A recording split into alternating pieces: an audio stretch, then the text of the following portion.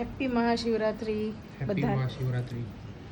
તો આજથી 1 વર્ષ પહેલાં, એકાદ વર્ષ જેવું થયું છે, હું અહીંયા 4 થી 5 કુંડા લાવી હતી. એટલે પહેલાં તો 3 થી 4 જ લાવી હતી, પછી પાછળથી એકાદ બે લાવી હતી.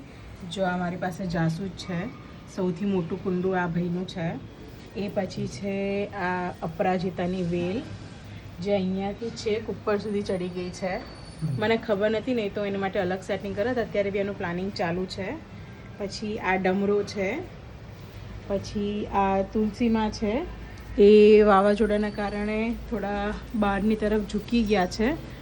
હવે જોઈએ છે કેવી રીતે મેનેજ કરી શકીએ. આ એલોવેરા છે, એક જ એલોવેરા લાવી હતી, પણ એમાંથી બીજું તૂટતું મેં સાઈડમાં વાવી દીધું, તો જો એમાંથી 2 એલોવેરા થઈ ગયા છે. પછી આ લીમડો છે.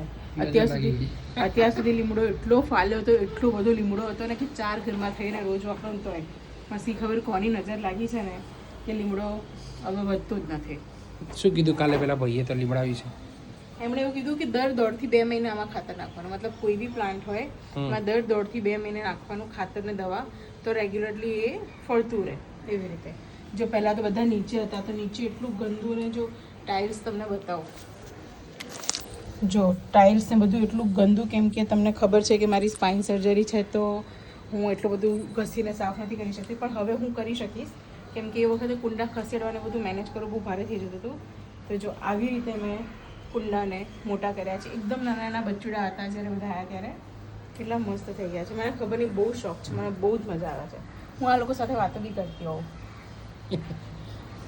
અને અઠવાડિયે 10 દિવસે એકવાર આવે તો એ લોકોનું ગ્રૂમિંગ કરવા બી બેસી જાઉં.